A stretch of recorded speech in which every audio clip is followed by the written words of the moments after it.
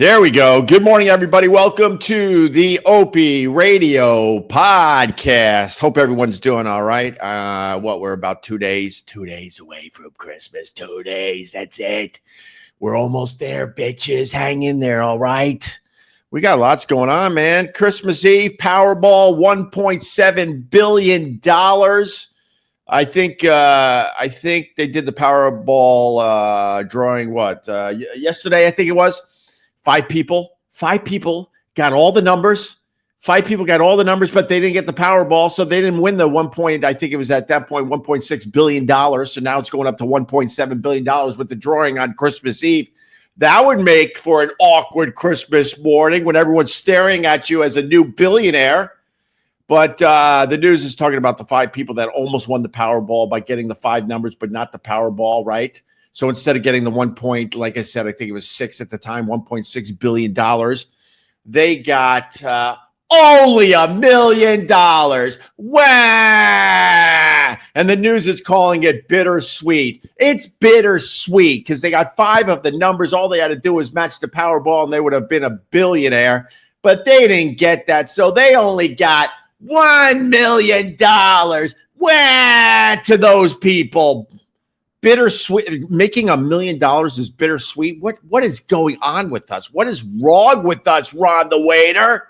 What is wrong with us? Sit down, Ron. Sit down. You can't live off $1 million. Oh, I know. It's just terrible for those five people that are bittersweet this morning because they won $1 million. Well, first of all, it's not even $1 million. Like after taxes, it's probably I know, Ron. I know. No, but honestly, it's $1 million.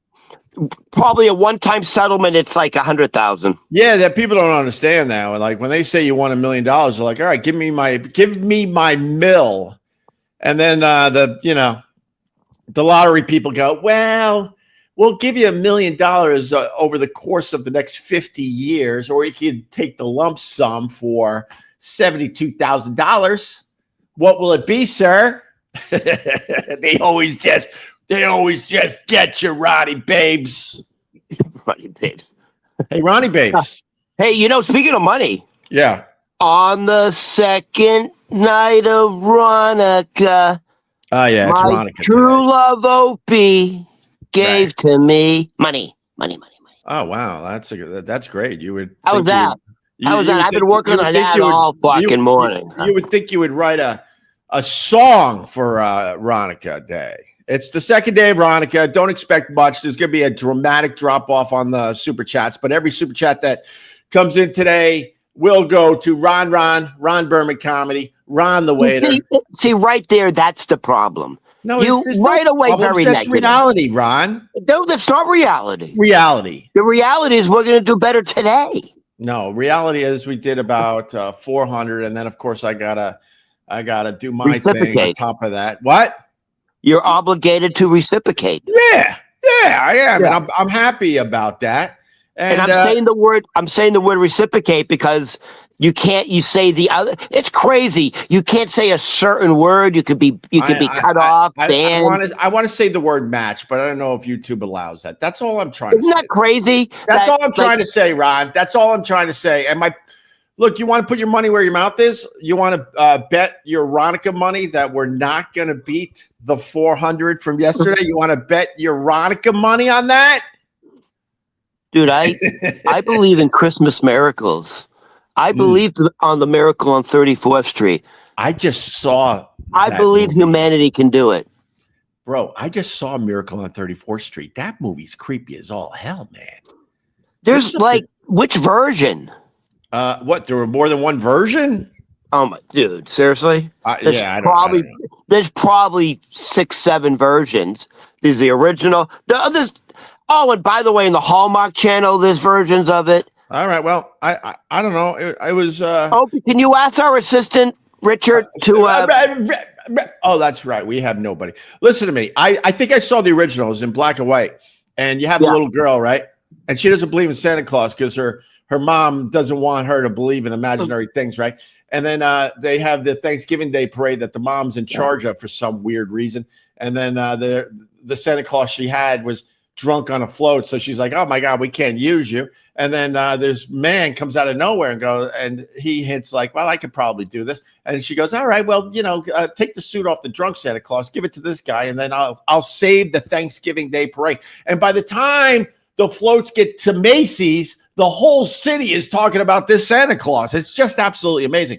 But then they cut to the apartment where this little girl is watching the Thanksgiving Day parade with a complete male adult stranger. I'm thinking Jeffrey right away. And then I'm thinking, well, obviously the mom has a connection to this strange guy that our daughter's watching the Thanksgiving Day parade out the window with.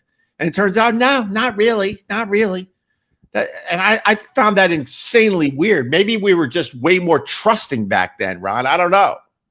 I've said it since day one.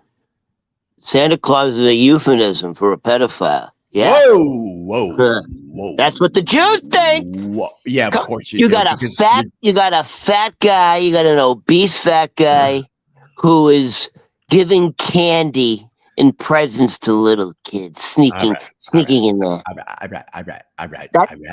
Bad Santa. Okay. All right, Ron. Hey, I gotta. You know how like Ron, how I tell my stories, and then I am kind of looked at as a dick, and then I told you like the other stories are boring. That's why I don't tell them. Like I actually live a relatively normal existence with friends and family, but that stuff's boring, right? So I want to bring a story to the show today, Ron. Ron, if you give me another couple minutes. Although you just got your first donation for Ronica, day 2. Oh, sorry. Tom Taylor says, keep this for your... No, Ron, this is mine. Tom Taylor says, keep this for yourself. Oh, Ron got enough. Thank you, Tom. Thank you. That's irrelevant. Hey, Tom, you don't make the rules. You don't make the rules, buddy. All right. Anything coming in today. All right. You got the $10, Ron. You got the 10.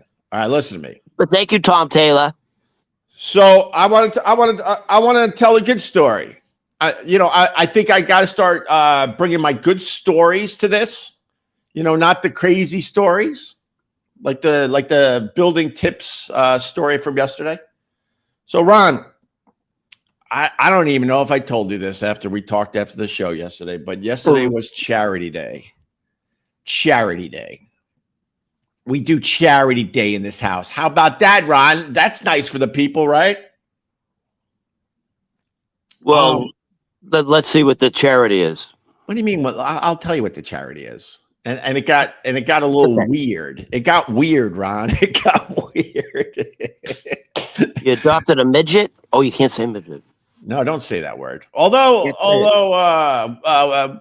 whatever. Just don't say that word. They don't like that word anymore. Although, like Brad Williams, who's a great stand-up comedian, he's a little person comedian, friend of mine. He says that he doesn't mind the word, but I'm like, well, the rest of your people really, mind the word. So maybe you should ixnay on that. All right, yesterday was Charity Day at this fine house, and what that entails is me, the kids, my wife. We go from closet to closet. And we get stuff that we could donate to charity. Doesn't that sound like a nice thing, Ron? So you gave it to what, like a Goodwill, the thrift store? Well, where'd it go? Okay, all right, Ron. Very good. You're on to it. So, no joke. This is the real stuff. We had unopened toy. We had at least 2 giant boxes of unopened toys. My wife found coats that never fit the kids that were just sitting in the closet, brand fucking new, never worn, I swear, never worn. A whole fucking garbage bag full. And then, because then other family members and stuff buy coats, and it all of a sudden it's like, well, they have a coat. They're not going to ever wear this one, but thank you. And then it sits in the closet. Like we all know, we all have this going on. Brand new sneakers that never fit the kids that were still in boxes. I loaded up my SUV with boxes and boxes to give to charity. Okay. Here's the thing, especially in New York City, it's really hard to give away stuff people get annoyed, really annoyed. And some of these places you call, it looks like it's going to the right people. And then it turns out, like you just said, it's a thrift shop and they're making money off your stuff. Do you understand so far, Ron? Did I lose you, Ron? Did I lose you? It's tax-free, though. If you buy, but by the way, I don't know why you think it's hard. The main like Goodwill thrift store is right here in Astoria on Ditmars. And so every morning or in the evening, people just drop the shit off. Right in the front, right on the sidewalk, right outside the door. And what people do is they sift through it before they open. And so what they do is that's how you donate. You drop it in front. When they open up, they take everything inside. And if you ever buy anything, they give you a receipt where you can write it off because all that, Ron. Yes, Ron. Yes. I give. The problem is, I want my stuff to go to families that need a little help this holiday season. I don't want them paying for anything. That's the point I was trying to make. The thrift shops are a whole different world. That's my point. There are people that can't even go to a thrift shop to buy something cheap for their kids for Christmas. I want my stuff to be free. So I found a church, Ron. Found a church. I talked to Jay on the phone. Jay sounded awesome. Jay was a middle-aged black guy. Jay was like, come on over. We could use all the help we could get. Matter of fact, today's the day where the families come by and they're picking up their Christmas gifts from Santa. And you could even see the operation. I'm like, this sounds like a Miracle on 34th Street. This sounds amazing. I'm listening to Christmas music in the car. And I get there and I meet Jay. Me and Jay hit it off. What's up, Jay? It was nice talking to you on the phone. I got a truck full of stuff. Oh, my God. They're going to love it. They're going to love it. I'm feeling good. My daughter spent literally days packing this stuff and carefully picking out stuff, making sure it wasn't junk. I'm ready. Go into the church, go into a room. I see 25 bags perfectly lined up on the wall with wrapped gifts for families. They're going to come and get the gifts. I walk up to the lady. I'm like, hi, I'm here. I got a truck full of unopened toys, and I got brand new sneakers and brand new coats. I'm telling you, I got great stuff. Know what she said to me, Ron? It might be too late. But what he got? Now she's annoyed. She's annoyed. These fucking Christians, honest to God. Annoyed, these fucking Christians. They're the worst. These pagan Christians. She's looking at me. Well, you're not wrong. She was looking at me and she goes, well, I guess we could see what you got. And I'm thinking to myself, I guess Ron, I'm not joking. I would have said, okay, yeah, see ya. You're not grateful. Well, dude, this gets way better. And then I'll hand over the show to you for the rest of the time. This story is worth telling. So she's annoyed and she's looking at me. Well, what do you got? I guess you could bring it in, Jay, get a cart. She's annoyed. And I'm thinking to myself, I have one question. Hold on. I have one question. You because you brought it up. You said Jay was a brother. Yeah. Black, right? Yeah. Is this woman also black? No. White as could be. Because someone else asked me if the lady was black. Huh? A Karen? Yes. Ron, 100%. If you were going to label her a Karen, you'd be like, oh, that's the Karen. So she's looking at me all annoyed. I'm like, I'm trying to do the right thing. And I'm thinking to myself, I want to say so bad. Lady, I got probably $2,000 to $3,000 worth of stuff, most of it unopened in my car. I'm trying to do the right thing. My daughter worked her ass off. My wife, we all did. We all chipped in. Hold on. This guy just has to. All right, let's get rid of that.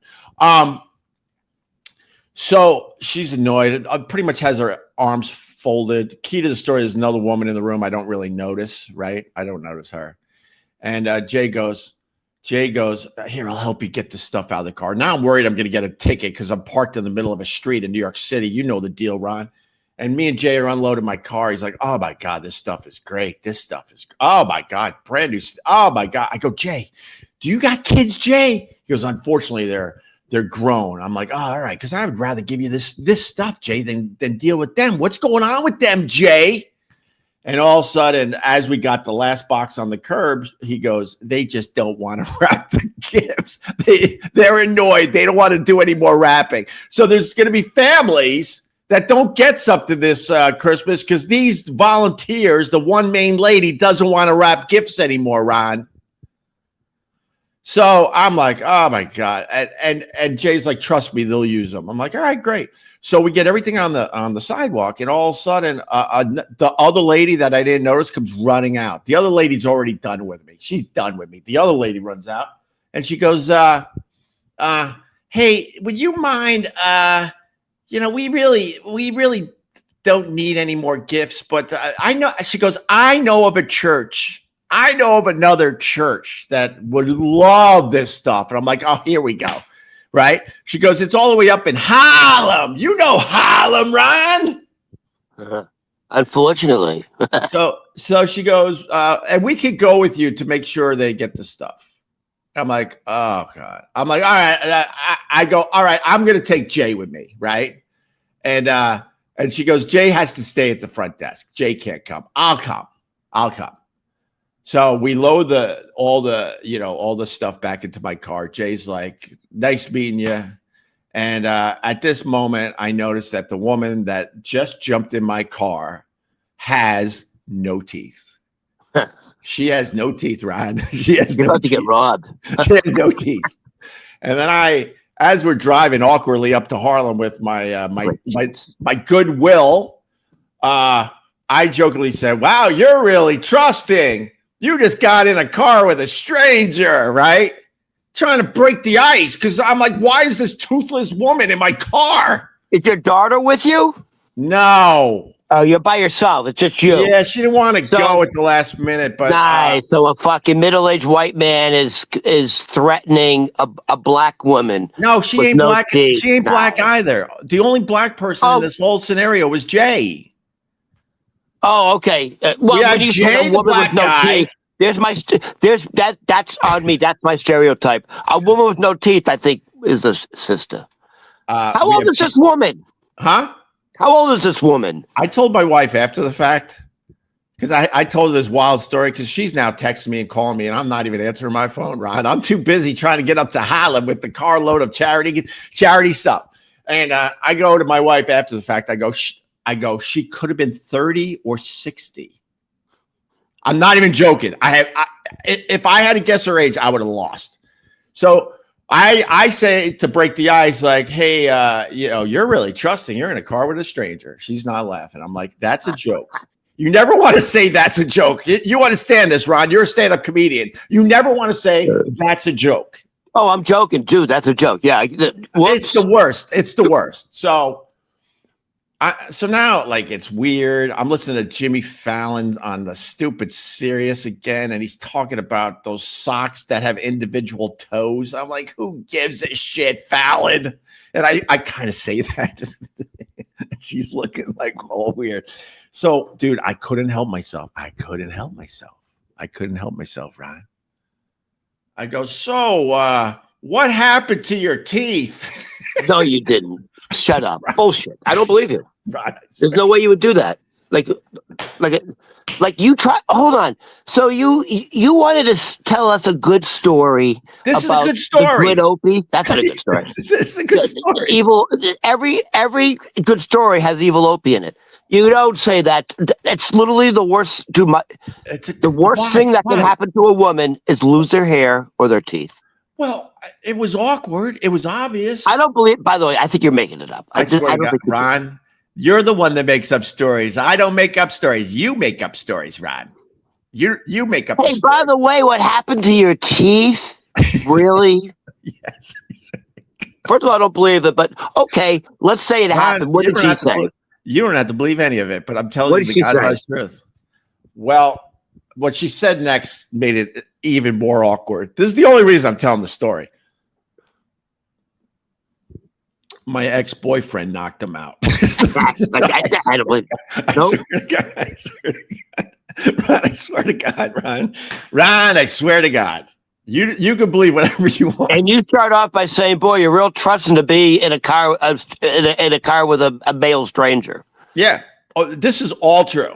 Hey, man, I wanted to go up to Harlem with Jay, but I ended up with this lady that decided, without even questioning it, to jump in my car.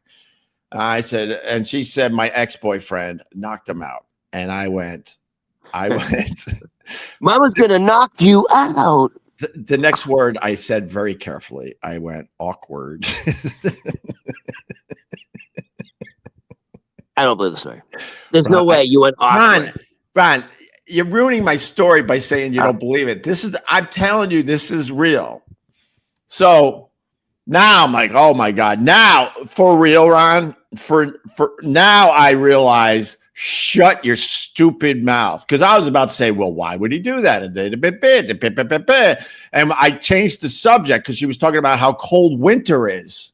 I'm like, well, I used to live in Buffalo where the winters are really bad. Now it's just awkward, just basic conversation. And she said she was going to go to Buffalo to work in a hostel or something like that.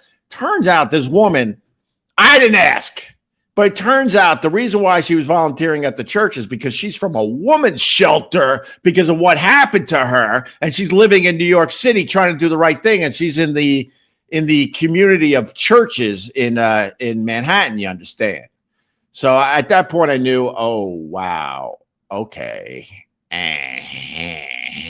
So we get up to Harlem, and now I'm like, this is just BS. I wanted to give the toys to this church. They didn't want them. They were like annoyed. They were annoyed I was there. What do you got? I'll look at them, and then they don't even allow me back in the church. They want me to load the car up with this woman and go up to Harlem. We get up to Harlem, and it's right next to a police station. So I'm like, this is good. No one's touching my car today. So I had the engine running, the doors open so we could get the boxes out. And we go down a few steps, ring the bell, and this woman comes to the door. Hi, how can I help you? And I don't even know this woman's name, unfortunately. She was cool as hell, actually. She talks to her and she goes, well, this fine man has a lot of donations. And she's like, oh my God. Oh, this is a blessing. This is a blessing. She says, this is a blessing. Yeah, sure, we'll take everything you got. Because I guess it's a church. It's the ghetto. It's a homeless shelter connected to the church. This is perfect. This is like the complete opposite of how it began. And I'm just hauling box after box down these stairs.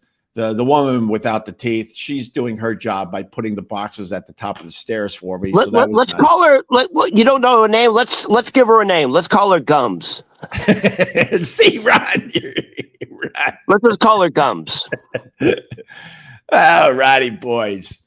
So I, the rest of the story is kind of whatever. Oh no, just one little. All right, so box after box, no joke. And I'm like kind of trying to sell my stuff because like I don't want the same shit to happen as it did the last church. I'm like, and that whole bag is filled with coats the kids never wore. And oh my God, you got coats. Oh my God. Oh my God. And these are sneakers. I'm opening up a box. Look, they're brand new. All these toys, as you could see, are unopened. And I swear to you, Ron, know what she said to me? Know what she said at the end? She went like this. I'm holding a microphone, but she put her hands together and she went, oh my God, this is a gift from Jesus. Oh my God, this is a gift. This is a gift. She was so happy that I ran home and told my wife, we got to find more stuff because I want to go back up because this woman has such a good energy. I want to be around her good energy. Hold on. Yeah. So the church that was incredibly grateful and you got a blessing and essentially you were sent by Jesus was in Harlem, right? Yeah. I'm going to have to guess the church that shunned you. Yes. Sent you away. Yes. And you said you were double parked and you may get a ticket. Here comes the no Ronnie. You were either parked on, because I know, dude, I lived, that's my neighborhood. All right, go. You were either parked on Amsterdam Avenue Maybe Amsterdam Avenue or Columbus Avenue. No. Which avenue? No. Really? No. Dude, there's like 5 or 6 big fucking churches right there. So which one did you go to? I could tell you off air because now, like, with the Karen and the J and the woman without teeth, these people are animals. But I could tell you off air, and you'll go, oh, okay. You'll know exactly what I'm talking about. Well, I know. I mean, I used to live on 93rd between West End and Riverside. And if it mattered to the live stream, I would say it, but it doesn't even matter to most of these people watching. But I'll tell you exactly what church after this is over. Because the woman, no offense, Ron, the first woman was think the word in your head. She was not kind. And I'm like, I'm trying to do a nice thing here. Why are you annoyed? And like Jay goes, she just doesn't want to rap anymore. She's been rapping for the last 2 or 3 days. And I'm thinking to myself, so because you don't want to rap, there's other families that probably need stuff, aren't going to get stuff. You don't have to say it, but I'm going to guess the church. I think I know which one you went to. It's on 86. It's on the corner of 86 and Broadway. 86 and Broadway. All right, that's a good guess too, Ron. That's a good guess, right? There's a big brownstone church here, right? Oh, that's a very good guess, Ron. Oh, Ron. So I got it. So the woman up in Harlem literally going like this and go, oh, this is such a gift. Oh, oh my God. We'll use everything. She was so nice. Did you break into hymns? And the only reason I'm telling the story is because of what I said to the woman in the car. And you don't have to believe any of it. I don't give a shit, Rod. But if you live my life, you'll know this is the God's honest truth. So then, now the woman's gone. She's back in the church, and I go back in my car. Like I said, because it's right next to a police station. This thing's running. Someone could have jumped in it. No one's jumping in that car next to the police station. I understood that. I don't give a fuck. So, and then the woman without the teeth, she goes, can you drive me back to the other church? I'm like, well, of course. What do you think? I'm going to leave you in Harlem? I'm like, of course I'm going to drive you back. And then we had a lovely conversation talking about Banksy and talking about marijuana in New York City and how much she hates the smell of the marijuana. And then she's telling me about a soup kitchen that needs a lot of help. She's really involved with all the churches in Manhattan. And, I'm actually going to help at a soup kitchen in the near future.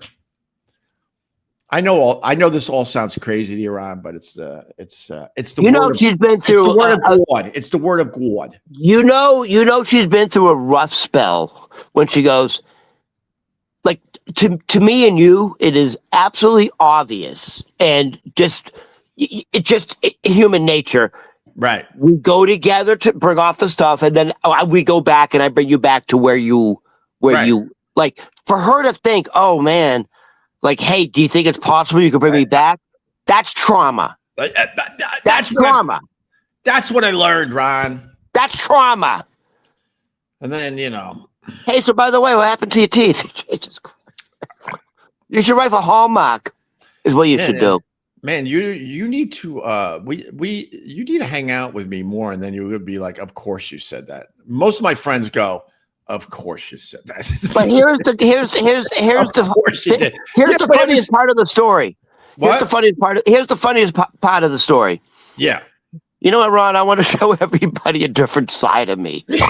I want to show everybody like the good in me.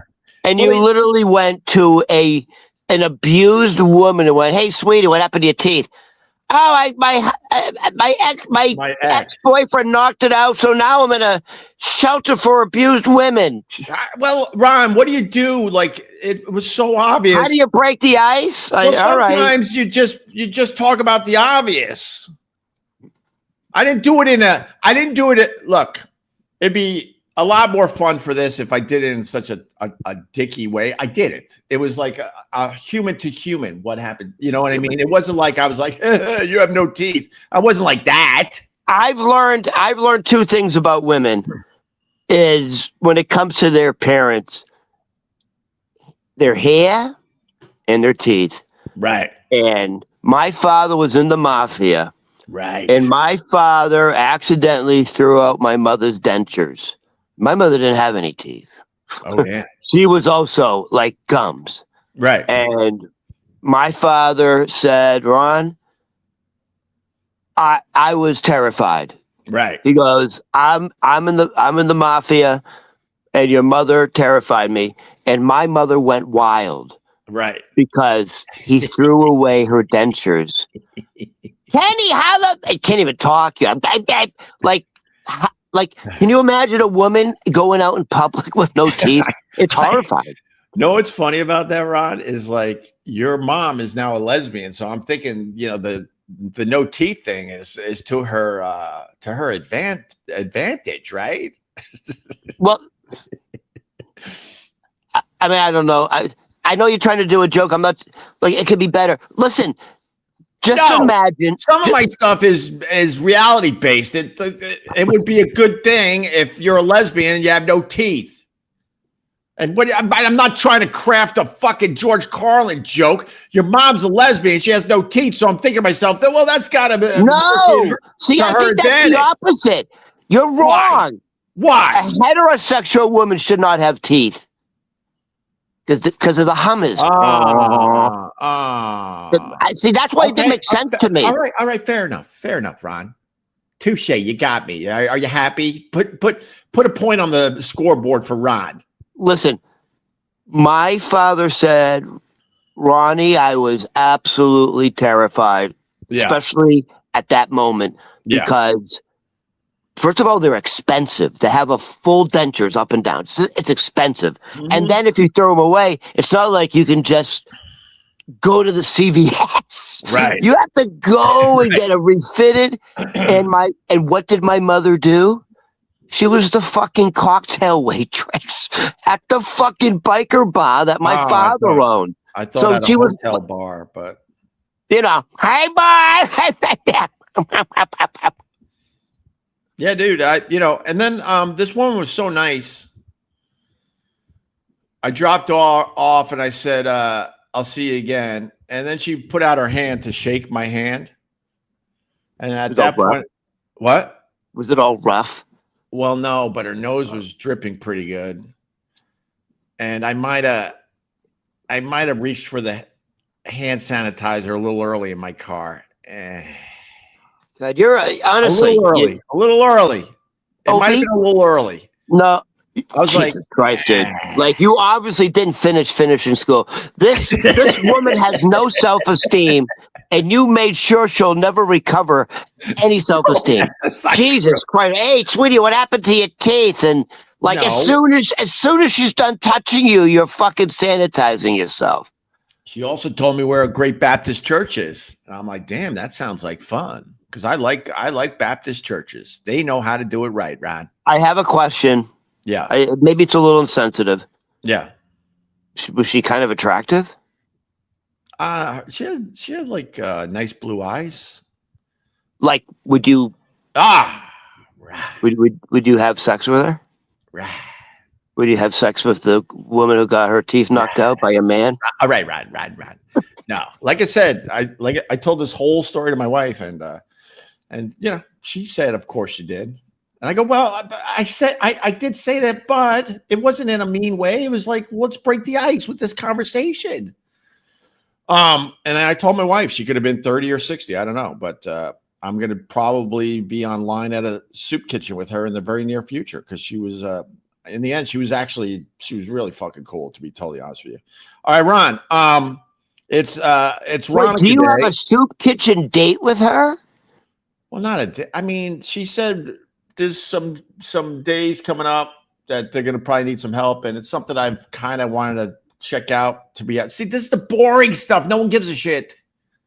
I want to help out a little bit, Ron, just a little bit. Nothing crazy. I want to help out a little bit. And yesterday with the woman up in Harlem going, oh, this is just a gift from Jesus. Oh, this is just a gift. It felt good. And I'm like, well, maybe I could do something else. And you kind of look like, if your hair was a little longer, you kind of look like Jesus. Look, I just chopped it all off. Look, I chopped it all off. Oh my God, it's not. All right, it's a little thin up top. Put a wreath on top of your head. Ron, put yourself in a white robe. Ron, you've been babbling and you're missing out on donations for Veronica Day. Stop babbling so I can give you. Well, you're not posting it because you're babbling. This guy gave you 20. Hold on. So say hi to James. How many more? 30, what? How many more have I gone? Because you haven't been keeping track. I don't know. You got a 20 spot here. That's so sweet. Thank you. So can we hold on? So can we go to the big board and how much have I? So yesterday was 400. How are we doing so far today? Not good, Ron. Not good. I'll show you all the chats. They can do it themselves. So you got the 10, but this 10's for me because it says it. Don't give this to Ron. So that's mine. Let's see. That's 10 from Tom Taylor, who's actually Tom Taylor is an awesome dude. I want to start acknowledging the people that are cool as F towards me and you, Ron, by the way. And I've supported the live stream and the podcast all year long. So thank you to this guy for real is an awesome dude. All kidding aside. All right, and then we got James with the 20. James Kane 33 gave you 20. So that's $30 you made today, Ron. And then plus what I throw in. And then you got this $2 from JR again. Oh, JJ.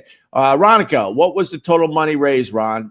It was like 387, I think, but I'm gonna have to go back and make sure. I think it was 390 something. It's Opie I'm not gonna chint you, Ron. I'll go back to the exact number. Off air, Opie goes, out of the kindness of my heart, I'm just gonna round it up to 400, Ron. Just to make all the math simple. That's I'm gonna round it up to 400. I'm gonna match it. Yeah, that's what I said. 800. Yeah, that's what I said, Ron. That's exactly right. So yesterday, for the first night of first day of Ronica, we did 400. Yeah. Right now, what was the total, Opie? For real, $34, Ron. I'm serious. This show is a gift from Jesus. Praise Ron and Opie. Cheers. So that's I wanted to give you a nice story instead of all my Dickie stories. So that was Charity Day yesterday. It was quite the experience. And I got home. My wife's like, "Hey, we've been trying to call you and text you. Where the hell have you been?" I'm like, "Well, I ended up in Harlem with a woman with baby." I ended up in Harlem with a woman with no teeth. Getting a hammer. And of course, because my wife is awesome, she just starts laughing, and I go, "Boy, do I have a story to tell you!" And it's pretty much the story I just told. So anyway, how are you, Ron? Ron, you good? Things are good, man. Things are good. Once again, we're getting a lot of precipitation. Mm-hmm. And if it was 20 years ago, if it was 10 years ago, 20 years ago, this would be snow. But I know, Ron. It's fucking rain and slush. I feel bad for my kids. They want a white Christmas so bad. I think, my son is now 15 and my daughter's just really fast though. Yeah. I don't think they might have had one white Christmas.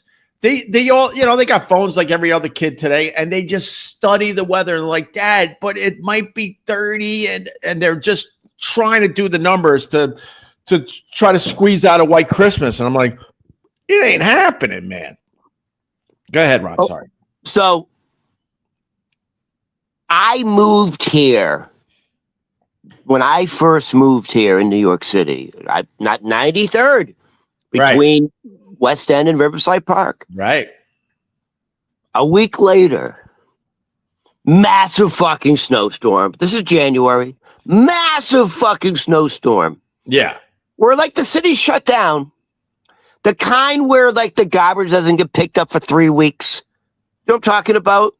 Yeah, of course. I'm brand new in New York City. Right. And at that point, I was a big runner. I can't run anymore because I have a new hip.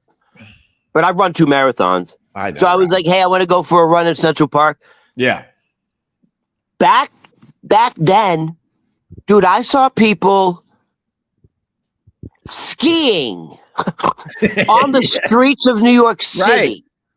Like that shit used to happen. Like, and it's not like it was allowed. Like, it's not like the police would pull you over. Yeah. When I first moved to New York City, there was a massive snowstorm, and there were people literally skiing on Central Park West. and on Columbus, like with the fucking like they were like water. What do you call it? Like they had the rope with the string. The water skiing. Yeah, well, it looked like they were water skiing. They had the rope, and there was a fucking Jeep. Right. And those days are gone. By the way, here's another story of like when it used to snow in New York City. Ron, the first one. Wait, let the first one just sit there for a minute because that story was just phenomenal. Phenomenal, Ron. Thank you for that. No, but thank you for your snow story. It just. I remember being in Soho, and there was an emergency announcement that at 3 o'clock at 3 p.m. Subway service was shutting down because of a snowstorm. Right. Those days are gone, unfortunately. True. Well, don't bring up why. Don't bring up why, Ron. They're just gone. You don't need conspiracy theorists. You don't have to bring up why. They're just gone. If you're old enough, you know that the weather has changed dramatically in the Northeast. It's dramatic. It's scary how dramatic it is. It's dramatic. I told you I could bring them in this room right now. My in-laws, awesome people down there in Philly, and they got the kids sleds when they were a little younger, right? I kind of laughed, not to their face, but laughed in general. This one I didn't do to their face. I was thinking to myself, these kids will never use these sleds. They're going to be in this closet for years. We have broken out those sleds. Man, they've had them probably 7-8 years. We might have used them 5 times in 7-8 years. And when it does snow, right, in New York City especially, we run out there immediately because we know, like, we're on the clock that the snow is going to be gone within 2 hours because it then 48 hours it's gone. Right. Or it's just covered in black from the soot, from the exhaust from the cars. Yeah. So, there are industries that are disappearing, like companies that specifically made snow shovels or ice scrapers or salt. God. Dude. You know what I mean? They're gone. You're bringing up a great memory. All of us that are of a older age, let's just say, every single one of us had an ice scraper in our cars. I haven't seen an ice scraper in probably, I couldn't tell you, 10 years. You'd have several ice scrapers in your car. Right. Remember the sound? Remember the sound? Yeah. Yeah. And also, here's the other thing that's going out of business is, what do you call it? Antifreeze. Remember? And if you lived in New England, you would have to buy antifreeze in the winter so your fucking radiator wouldn't explode. So, and here's the other thing that people don't realize. To get sap, not sap. What's it called? The syrup, like maple. Yeah. Is it sap? Is that how maple syrup's made? It's very watery. I learned from Matt at Gephardt's, our friend over there, that you have to get the liquid from, I think, no joke, like 1,000 trees for one bottle of maple syrup. How they figured that out back in the day, I don't even know, because they have to boil that shit down to get the goodness. Because if you taste it right out of the tree, no one would think this is delicious and should be on pancakes. No one. But someone figured out if you boil it down, though, that's where the goodness comes. But yeah, what about it? So here's the thing. This is what people don't realize. So there's 2 other industries that are being absolutely impacted by global warming. Yeah. One is the maple syrup industry, because the ground doesn't stay frozen anymore. Right. So they can't bring the equipment up. Oh, wow. They literally can't use equipment. And so now this makes sense. The logging industry has taken a massive hit because they can't take that heavy machinery. The permafrost is gone. Right. They have that show Ice Road Truckers. Sure. That's probably going to be gone soon. So I saw one of those, CBS Sunday morning news segments, and they were saying the maple syrup industry and the log industry are taking a huge hit because the heavy machinery can no longer traverse the terrain because it gets stuck. I never even thought about that, but there you go. And also, the ski resorts are taking a massive hit. So guess what industry is booming? The people who make artificial snow. That industry is booming. But the problem is, then it doesn't get cold enough where they could blow their snow, man. I was a big skier for a long time. There's nothing better than being at one of these mountains on a ski lift as it's just snowing and you can hear the snow because there's no real noise anywhere else. And you can literally hear the snow coming down and you're on a lift and the trees are snow covered as you're going to the top. It's one of my favorite things in life to do, which I haven't done in years, unfortunately, but yeah, you're right, Ron. What else you got going on though, man? We don't have to talk about the weather the whole damn time. All right, how about this quickly? This is a fun little thing. All right. So there's always this debate. Yeah. Are certain movies Christmas movies or not? Die Hard. Why is Die Hard a Christmas movie? You know what I say? Can I answer that question? Home Alone. Yeah, go ahead. Sorry. No, the Die Hard thing drives me nuts. Who gives a shit is my answer. If you're arguing whether it's a Christmas movie or not, you know what? It's not a Christmas movie. Move on. Who cares? It's not a Christmas movie. Yeah, they're saying like... But this is why. Why? Tell me. Please tell me. They're saying like Home Alone's a Christmas movie. Right, Trading Places is a Christmas movie. Right. We know which ones are the Christmas movies. We don't have to argue which ones are and which ones aren't. It's very obvious. So they definitely say Lethal Weapon, the first Lethal Weapon is a Christmas movie because it definitely takes place during Christmas. There's a lot of the soundtrack is actually Christmas music. Right. And now I'm going to put my point. This is the point. Okay. This is crazy. Okay. Now, I'm sure everyone, by the way, the first Lethal Weapon movie was the best.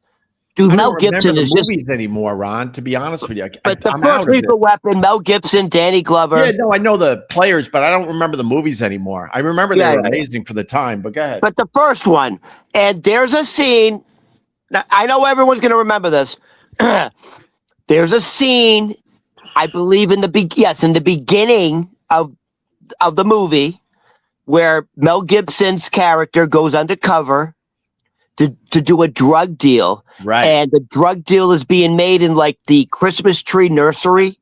So that I remember. Yes. Do you remember that? So I do remember that scene. Yes. Right. So that's where you go to buy your Christmas tree. And so remember, like, you know, they go deep into the nursery and then he's like, yo, I'm the police. And then he has his guys come out with guns and like, they're hiding behind Christmas trees. Yeah. And that's a great scene. The guy who was doing the drug deal with Mel Gibson, his character's name, hold on, I got to get it. God, Blackie, damn it. The character's name in the movie is Blackie, damn it. So that scene where the drug, it's just that guy and Mel Gibson. You may know this or you may not. The guy who played the drug deal in the first Lethal Weapon, his son is the front man for one of the biggest rock bands in the world. You mean his father? Hold on. No. The guy who played the drug dealer. Okay. A Lethal Weapon. Okay. His son. Oh, his son is a huge rock star. His son. So the guy who had that iconic drug dealer scene, his son turned out to be the front man for one of the biggest rock bands in the world. All right. So that movie's ancient at this point. That movie's at least 30 years old, right? So that guy in the movie, I'm going to try to figure this out. That guy in the movie grew up and had kids, obviously, and that one of his kids is a huge rock star. Yes. So it has to be a band that came out in...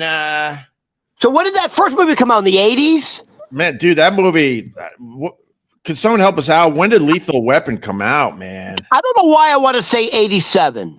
I could get it if someone else doesn't, but it was so iconic. That movie was a smash. Holy shit. All right, 1987.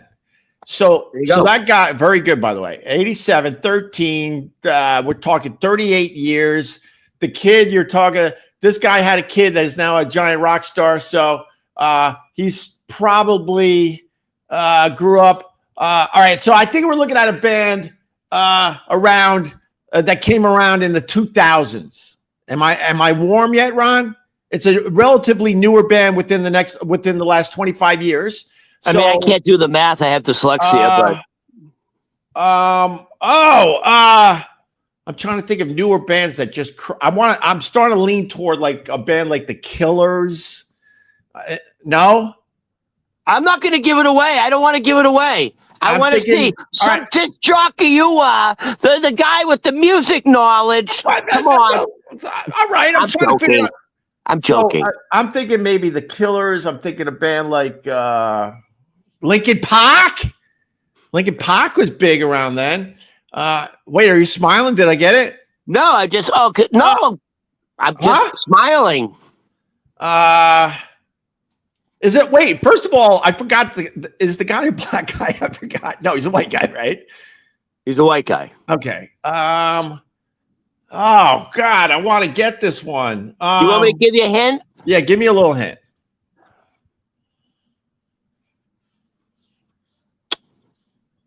So the father moved the family. They're not originally from California. The father moved the family to California to pursue an acting career. So you think the band is a California band, right? But the lead singer is not from California.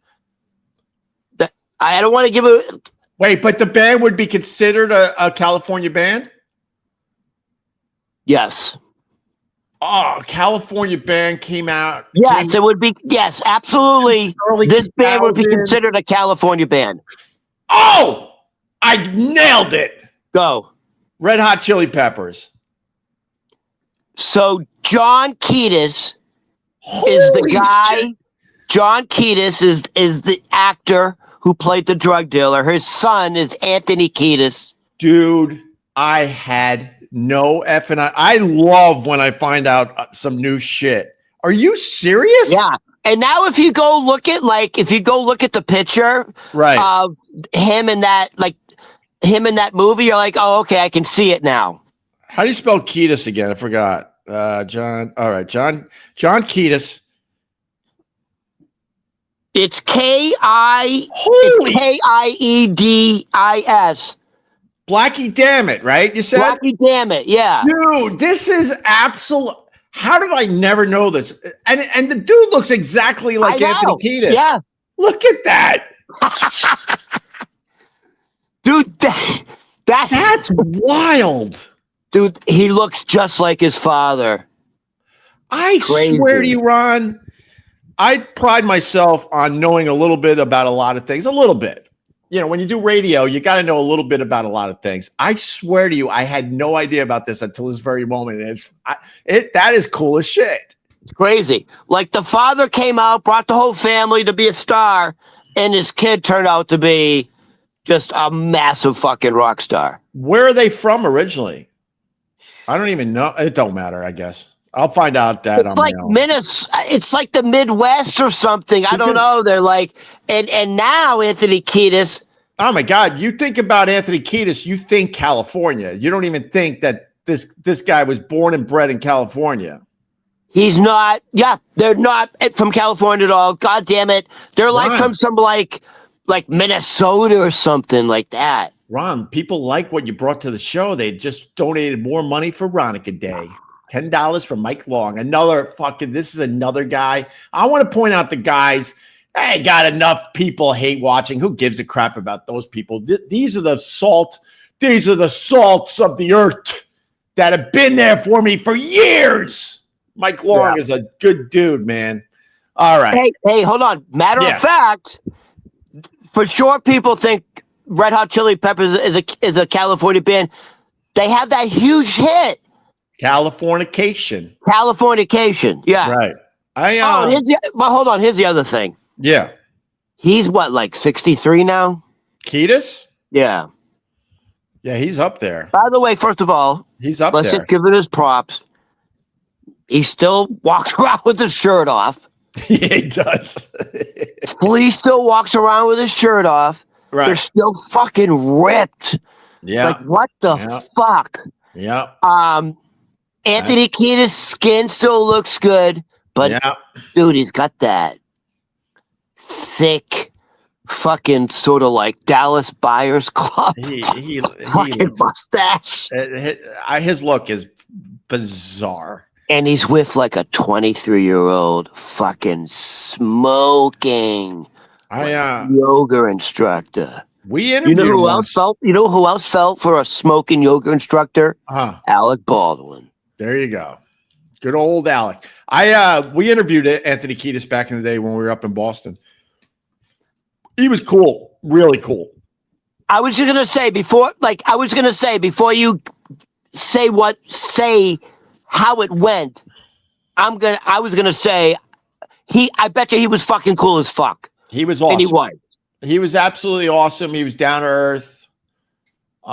He was the one that told me, and I never really thought about this at the time. I was a lot younger. He said that everyone has hypocrisy in them. I never forgot this. It was we did a million of these type of interviews with rock people, right? And this stood out to me, and I really thought about it. I'm like, wow, that was pretty fucking insightful and deep, because I never thought about it at the time. He says everyone's a little bit racist, and everyone has hypocrisy. Sure, and it all depends on the level. Just from I never thought of that. I'm like, that's crazy. I really thought there were people out there that skated as far as not being racist at all, or skated as far as not being hypocritical. But when he said that, it really sunk in, and I never forgot that. Listen, songwriters, musicians, like in the spirit realm, like the spirit guides, they say, believe it or not, some of the most spiritual people on earth are musicians. Oh, fuck yeah! Because first of all, their instruments are vibrations. So everything's a vibration, everything's a frequency. Right. So they're more in tune. Like Jim Morrison, they considered him like more of a poet. Right. Some of these rock stars are deep fucking thinkers. Like they're very spiritual people. Bob Dylan. Listen, you've met Steven Tyler. I'm telling you, being around Steven Tyler, it's a different fucking energy. He's pretty awesome. You can't put words into it. He's a true fucking rock star.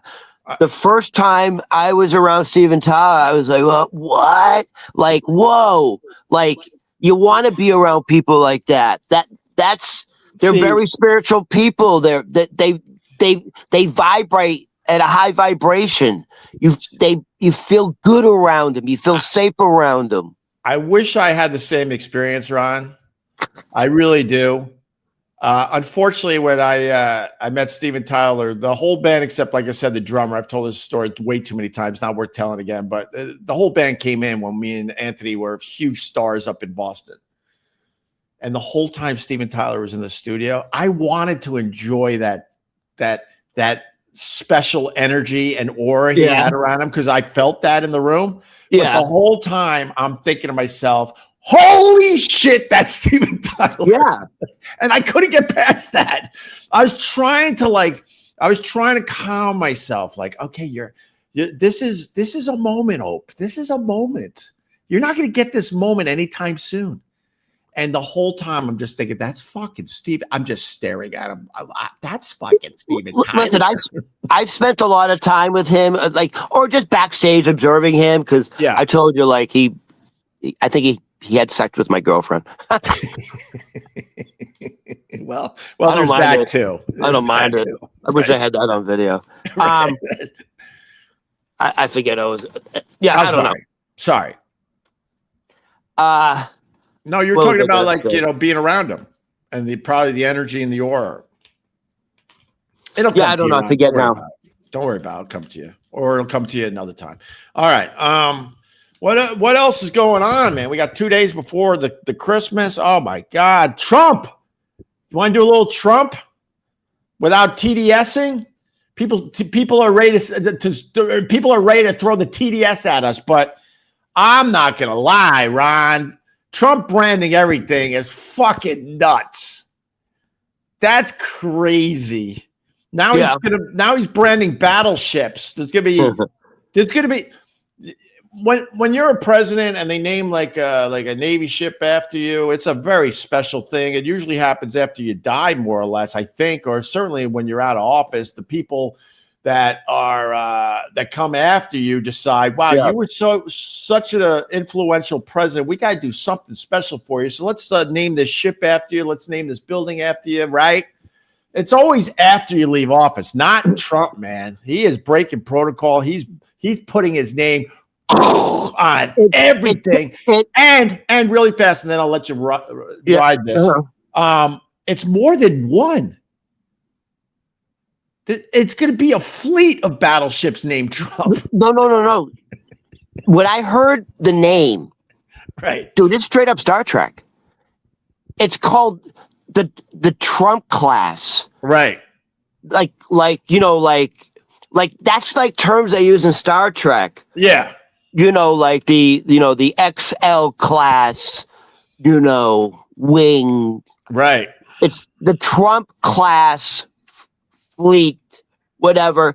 And then you have other military experts and generals, retired generals saying it's obsolete what he wants to do. Like battleships are really becoming, it's Trump is sinking World War II and the South Pacific and, Iwo Jima and modern warfare is not going to be fought with battleships. And that's the truth. And battleships now are too vulnerable because of drones. Let me tell you something. How does a battleship protect itself if you just throw hundreds of little drones at it? Well, how would it? You just can't. As they say on the news, I'm going to push back on that point a little bit. I'm going to push back. Yeah. When people say push back, it's like, no, why don't you do what you want to do and argue with this fucker? I'm going to push back on your point a little. Everyone's just polite. I know, but all kidding aside, right? Well, I think we have our own drones too, right? That are I would assume are protecting these battleships. And we got drones in the air as well, no? No, they're just saying, like, if you really wanted to take out something like a battleship, you could just, like, it's called like the beehive effect. You could just swarm it with little drones and right. But my point is, like, explosives on them. I would assume we would have our own drones in the air as well. Dude, haven't you ever seen some of those like Star Trek movies where like the aliens release like thousands of little drones and then they attach to the shell of the other spaceship and then they detonate? Star Trek movies were stupid. You want to lose all our viewers? Star Trek is reality. What? Star Trek is more reality than you'll ever believe. There really is a galactic federation of extraterrestrials. You're going to find out in 2027. In 2027, you're going to find out, buddy. Oh, yeah. Just like 3i Atlas was supposed to land on Earth and it just zoomed by and nothing happened. Just like 3i Atlas, right? Every medium, every spirit psychic. Yeah. Say the same thing. It is 100% an asteroid with alien technology attached to it. All right. And it is essentially a recording, listening device. And it is on purpose passing by Earth now because it is sending us code to wake up our ancient DNA that has been shut down by the reptilians. Right. All right. It would all be in 2027. It's all going to be revealed. I'm a big fan of when people call me stupid. So let me get this guy on the screen. Star Trek, stupid. What did I say? Star Trek? I probably said Star Trek, right? All right. Well, look, I'm a bit dyslexic. I mean, what are you going to do? I'm not even supposed to be doing this. Wait a minute. What about Star Wars? What? What about Star Wars? Yes or no? Star Wars. Can you imagine Star Wars with a Boston accent? That movie would be awesome. Honestly, someone should. Hey, Darth Vader. Someone should make that. That'd be hilarious. Hey, Darth Vader, I found Luke Skywalker. Problem with Star Wars, excuse me. First movie looks insanely dated. I don't give a shit. He was making his little models and stuff. It's insanely dated. Hold on. And then when they started making the next movie, right? Like this is what happened. Coming back. Huh? So yeah, they're making a new Star Trek actually as we speak. I'm not talking about Star Trek. I'm talking about the Star Wars movies and why it's stupid, because the first movie was so dated, and then they're making the movies after that with the technology way better, and you're supposed to believe that they're connected to that first movie with the stupid little models that Mr. Lucas used. It took me out of the movie.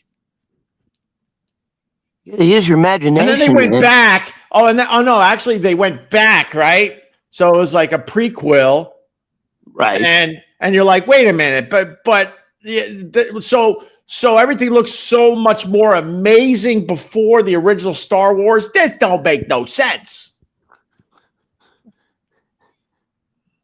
I got the image of you're like one of those grumpy Muppets that sit on the balcony.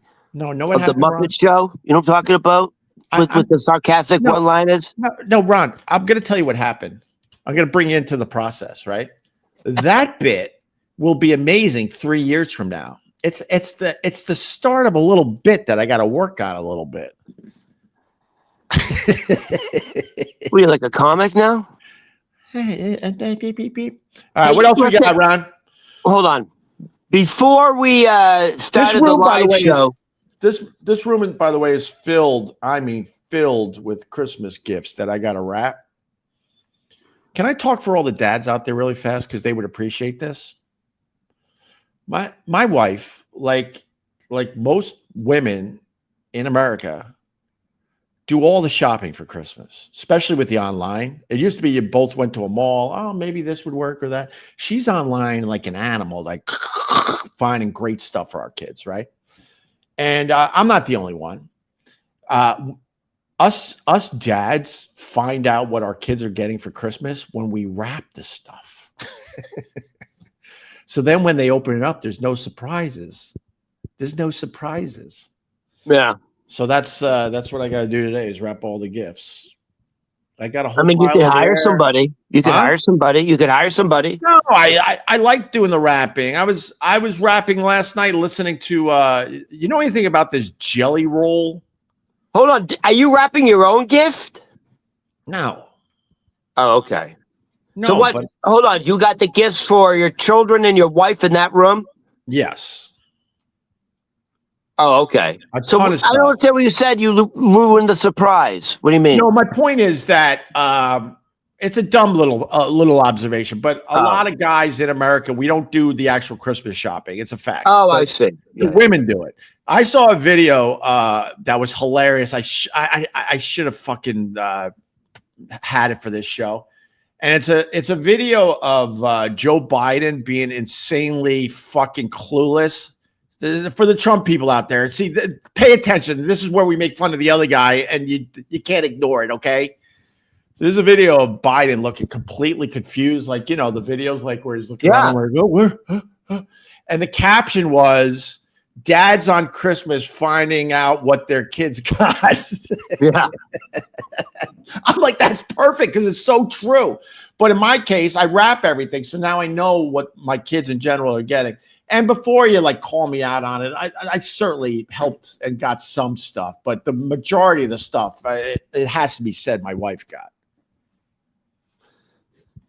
So you don't know what your wife is purchasing, like, do you guys have like a budget, or are you just it's man, wild?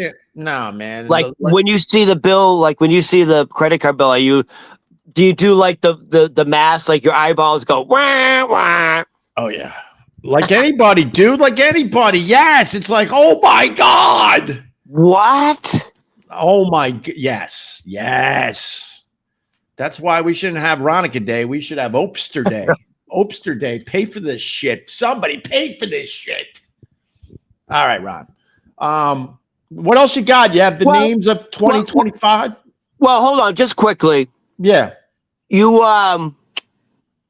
called me this morning before we went live and you said, "Did you make your coffee yet?" Yeah. And then you said, "What do you said, what do you drink, Folgers?" And I said, "I drink Maxwell House." Right. Now, here's the deal. I actually don't drink Maxwell House anymore. Oh. Why? Why? Because of the fucking tariffs. So, boy, hey, guys, if you haven't felt the pinch of the tariffs yet, or it hasn't been that painful yet, right? Wait till the first 3 months of 2026, the first quarter. Every Walmart, Target, every big fucking company, they're waiting for the first quarter to raise the prices because they can't absorb the prices anymore. Right. They're purposely keeping the prices down. They're absorbing the cost of the tax tariffs because it's the holidays and blah, blah, blah. Watch the financial news. All the inventory of all the pre-tariff inventory is gone. Companies can no longer absorb the cost. The stockholders won't allow it. Now things are really starting to amp up. And here's a perfect example. And by the way, just wait. Things are going to skyrocket in the first January, February, March. Just wait. Now, here's a perfect example. You asked about coffee. I usually drink Maxwell House. Now, oh my God, Ron. Yes, we get it. You get a can of Maxwell House. Yeah, dude, it used to be $11.79. It's $18 now. It's $17.89. I knew exactly where you were going, and that absolutely has a lot to do with the tariffs. What the fuck? Well, I used to be a huge fan of good coffee, Ron. Huge fan. When I realized that Starbucks was full of shit, right? I went on and I would get the really good stuff wherever I could. Coffee prices are so insane. I got to do a video. I got a supermarket close to here. You're talking $18. What did you say for yours? 11? But that's the cheap stuff. No offense. The regular, like a 79.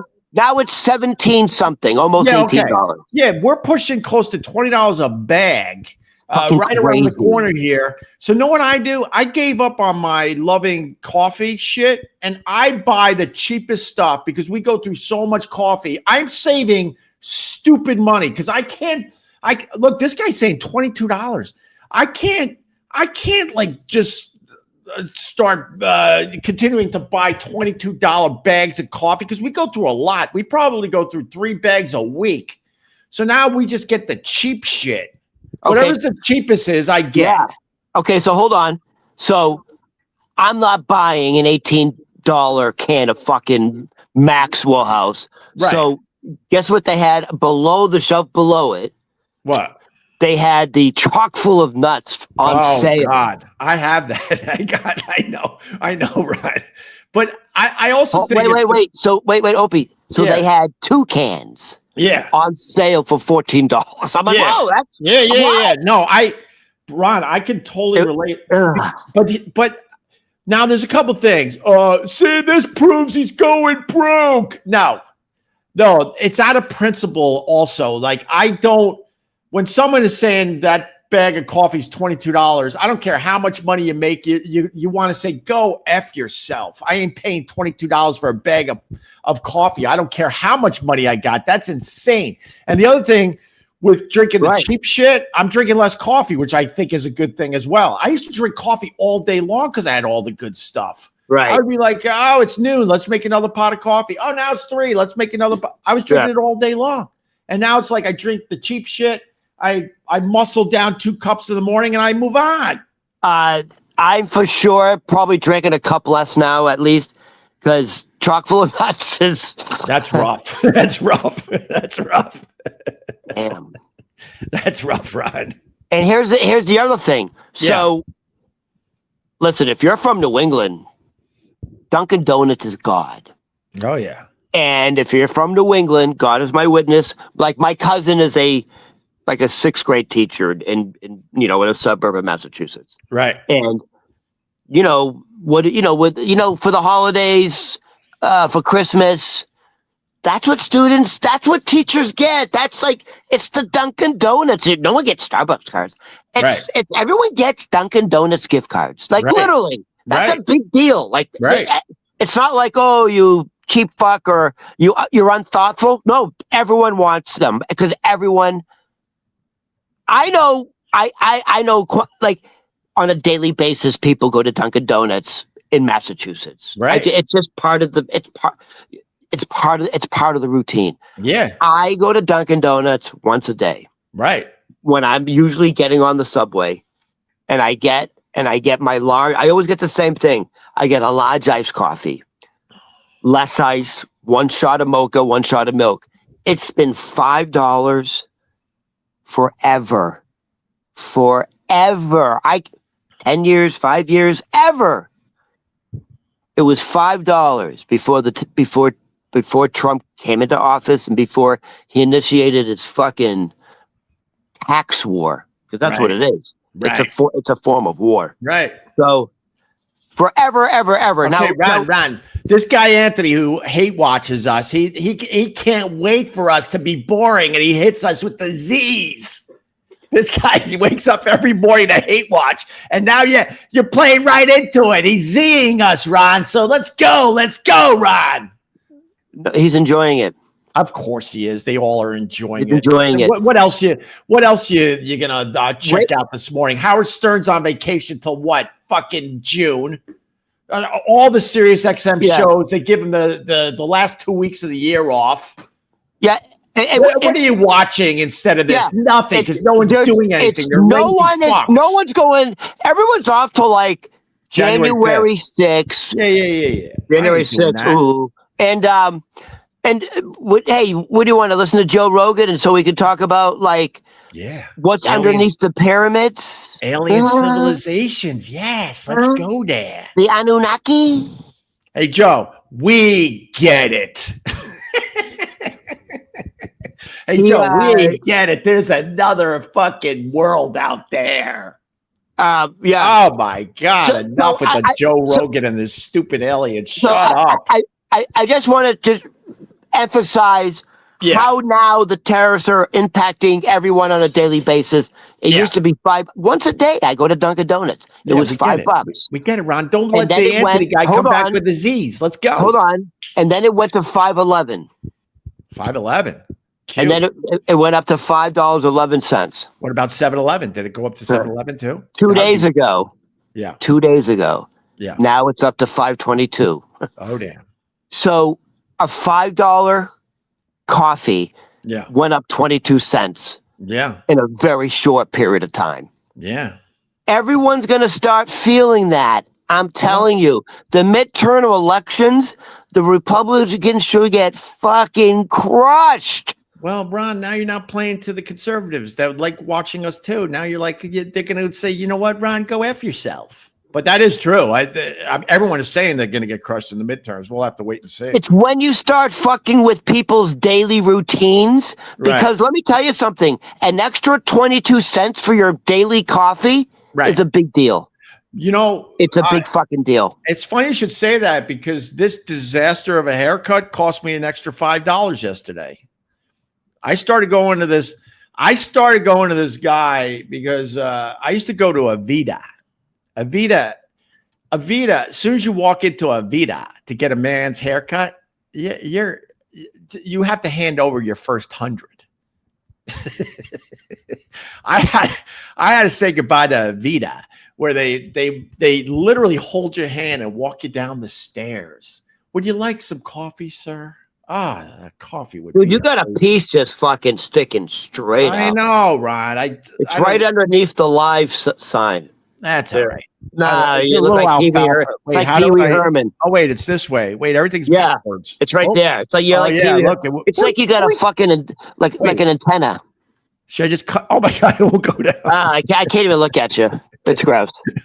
All right, let me hold it down like that. Watch it pop back up. This will get the numbers up. Ready? Boop. Dude, what is going on there? I don't know. You got a colic or something.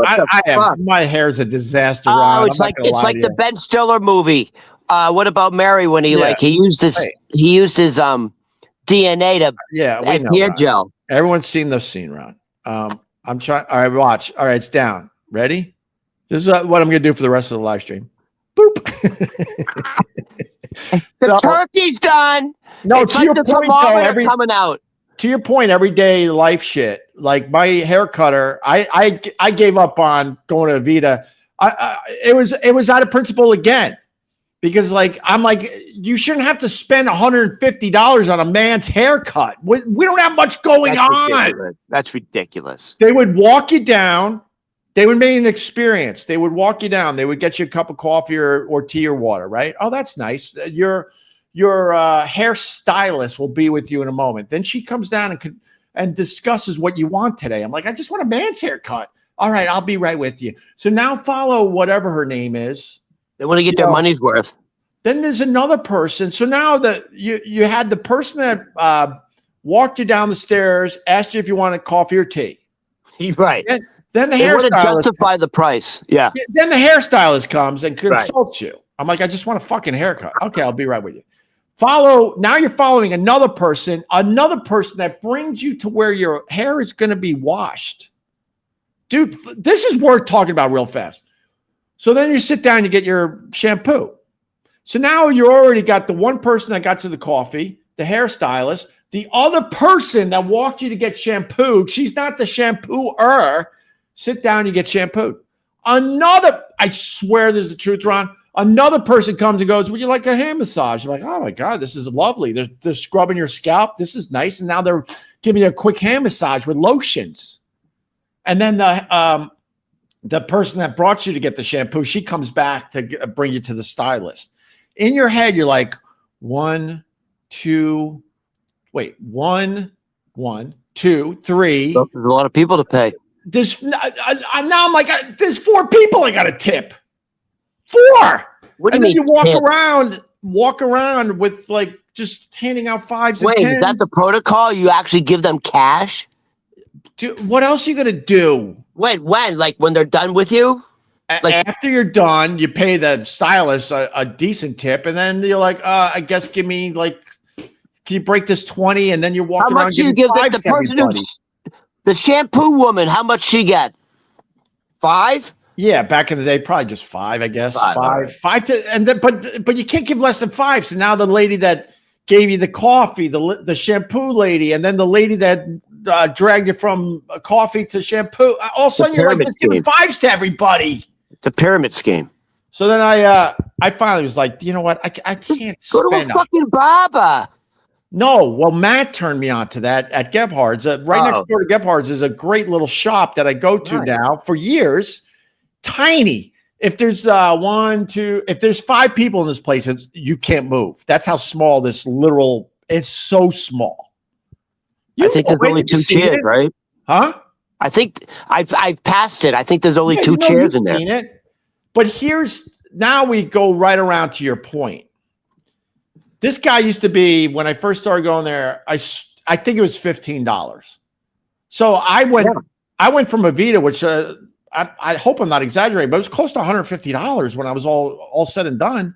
That's ridiculous. Now I'm paying $15. So I'm giving this guy like $20 tip on top of it. I'm like, what? I'm still way ahead of the fucking game. Now I'm $35 all in. Fuck yeah, you're my guy. And he's cool as hell. And he gives, all kidding aside, he gives good haircuts. If I shower in the morning, you could tell.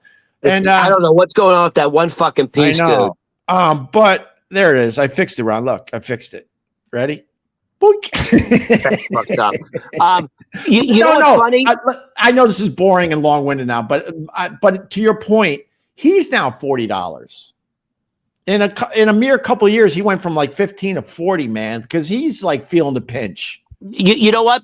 50 Cent is in the news lately because he's got the Diddy documentary. Right. But you can find it on there. He was trying to make a point about the value of things and the value you put on things. And and the analogy was a bottle of water. And he said, you can get the same bottle of water can cost you $2. The same bottle of water at an airport can cost you, $5. The same bottle at a nightclub, same bottle of water can cost you $15 at a nightclub. But that's the point I'm making with you, with the haircuts. Right. It's crazy. You're getting the same, it's the same thing, but you're putting a different value on it. Right. You could honestly, Opie, you could go to is Supercuts still around? Oh, geez, I don't know, man. No, what's the one there was Lemon Tree, there were Supercuts, they were decent haircuts and they were affordable. But to your point, it's my hair cutter went up dramatically in the last 2 years. Coffee prices dramatic. The gas, they're trying to squeeze under $3, so it looks like they're giving us a gift this holiday season. But the fact is, it's a little from everybody. That's why you don't even know who to fucking really point at and say F you, because it's everybody grabbing a little extra.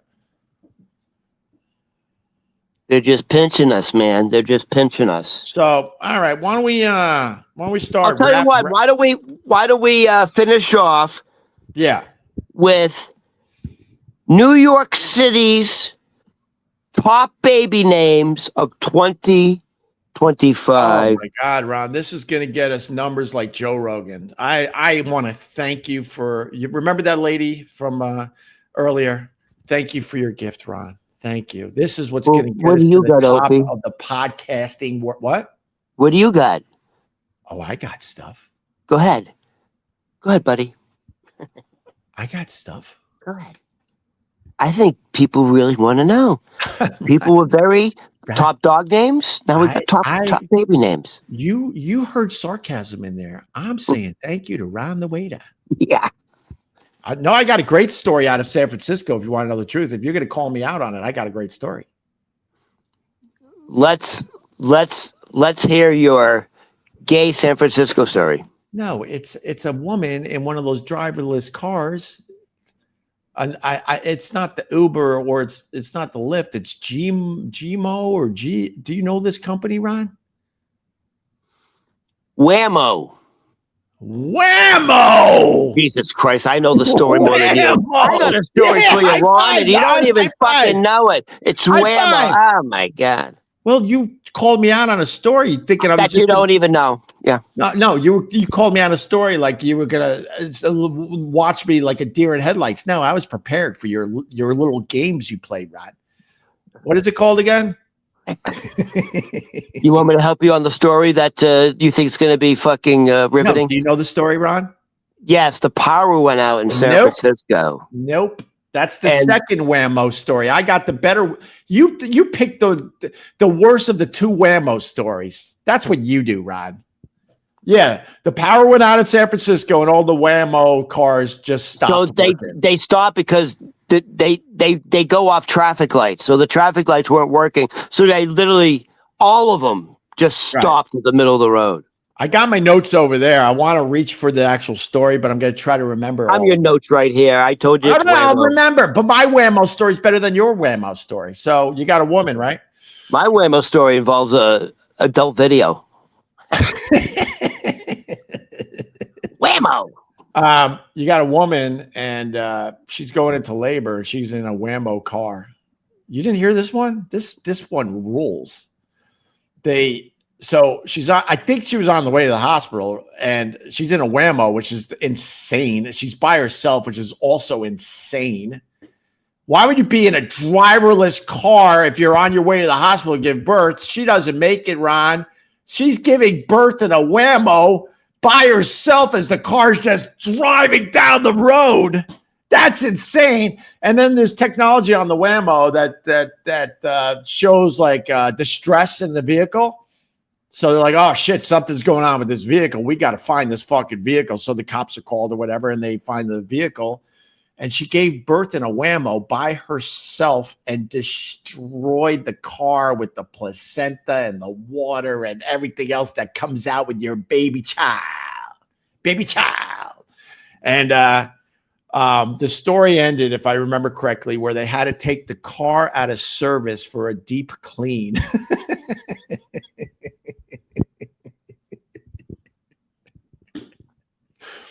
That's my Whammo story. What? I didn't hear that one, but a couple weeks ago they showed there's a police chase.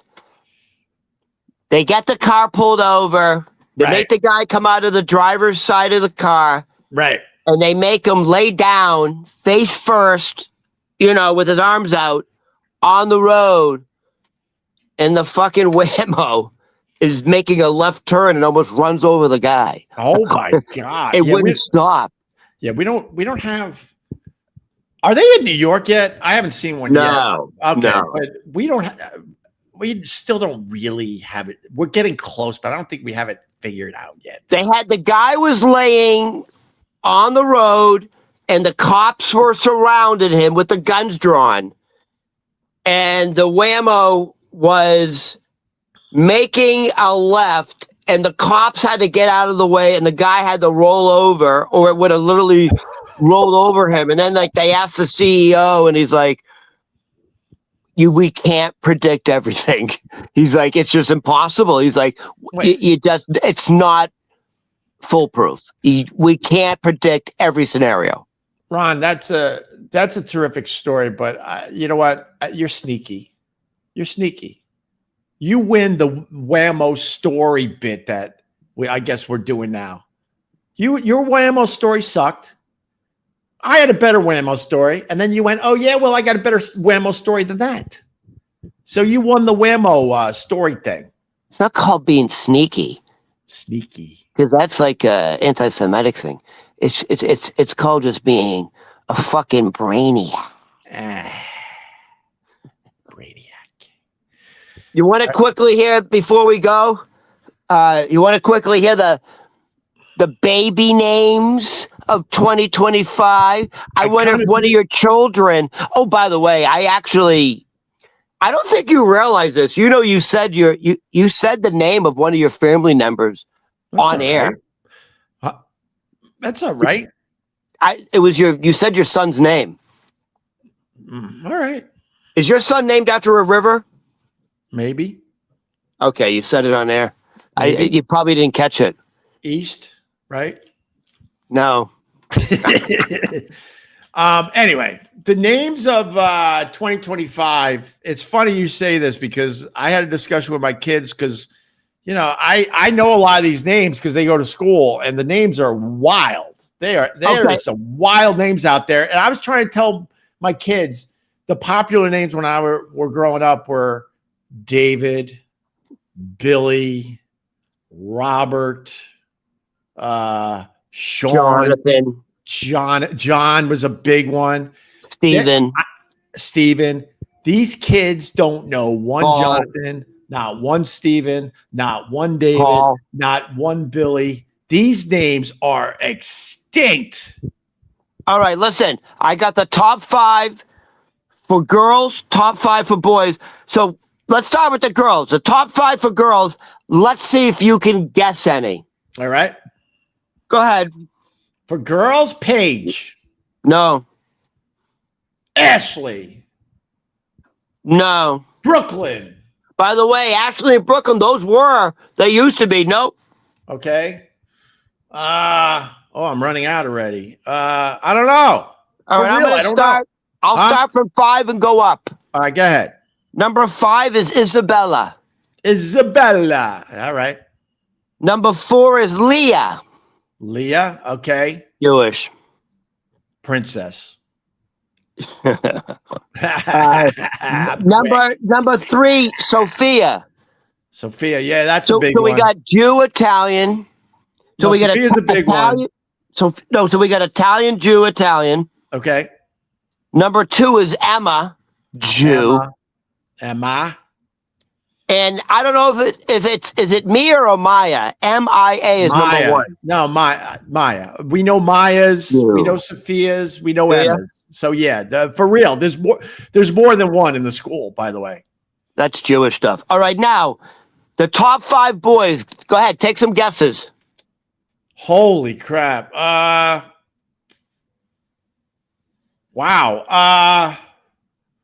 I don't know. I don't know, Ron, to be honest. Really? All right. I'll start with number 5. And I'll tell you if they're go ahead. So number 5 is actually my cousin, who was one of the top photographers in the city.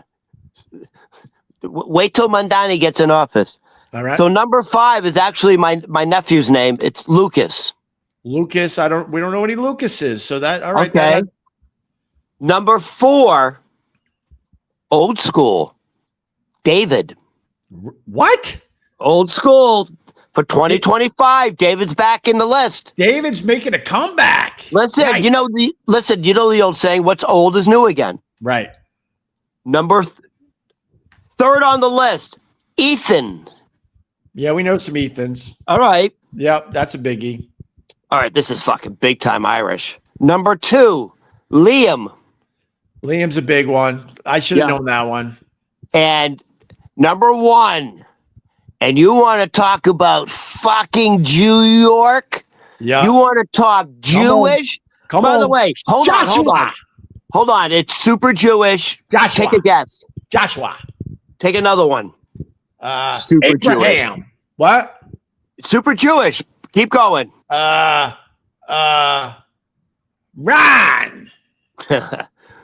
No. You want a hint? Sure. Think the flood story. Oh, Noah. Yeah, baby. Noah. Fucking Jews are back on top. Noah. Fucking Jew made it. I mean, it's pretty. Congratulations, Ron. Good Thank for you and your tribe. All right, I'm bored. I want to go now. So what was the number? What's the number for the day 2 of Veronica? It wasn't good, Ron. So I'm gonna have to throw in a little extra. It wasn't. So what did we get? Like a 200? I haven't put any on the screen because none came in. You think we made 200 today? You're crazy. Wow, I saw 18. I saw 20. It was about 60. Maybe. That's all right. You did all right. So we're up to 460. Huh? So we're up to like 460. I would say about right. All right. So you're squeezing close to a G. That's some good work. Right. That's some nice light work for you. You're squeezing about a G. A J. All right. Ronnie, let's go. All right. That was fun. What do you think? You want to do a Christmas Eve morning or no? Maybe, yeah. Maybe we'll turn this on tomorrow. Let's see how it all. I gotta run around like a lunatic. All right, let me know later. No, I would love to. Let me know now because if not, I would like to have a few beers later. Yeah, I understand. I'll figure it out. I'll let you know. I get it. I would love to do another one today. These are fun for me. No, not today. Tomorrow. I meant tomorrow. Right. I would love to do another one. Let me know soon. I will, Ron. I gotta I'm turning this off and literally I'm gonna start rapping. I gotta get back to rapping. Oh, I mentioned Jelly Roll. We didn't even get into it. That's all right. You're gonna start rapping? I met this little girlie. Her hair was kind of curly. I went to her house to bust her out. I had to leave her early. Who's that? Who did I just? What group's that? That's the Run DMC. There the Run DMC. You finally got one right. I was gonna hang up on you, but I got to make sure I get the plug in for my friend Ron the waiter, Ron Berman Comedy on everything. And that's it, right, Ron? That's it, man. I ain't hanging up on you today. It's Christmas time. It's Christmas time. Thanks, Ron. All right, everybody. Have a good Christmas. Yeah. I hope that guy comes down your chimney. Why did you get up? Are you turtling? That's why you got up. Why are you getting up? It's coming out. I can feel the head of the turtle. It's coming out. You going soft serve today? I'm going to give it some lettuce. You got a little soft serve action? What do you think's happening back there? A little soft I'll tell serve? you what. Yeah. If I go on a nice little, if I have 4 or 5 big old pints of beer. Yeah. Oh, it's a liquid delight coming out at Ron, frothy liquid. Ron, come my way and we'll go get some pints at Get. We don't have to live stream. We'll just go. You can see the side of my toilet. It looks like a Warshark test. All right, Ron. I should end this. You see, you should have cut me on. All right, Ron. You brought it up. Okay, Ron. Thank you. F you for fucking, having the best Waymo story, by the way. I saw what you did.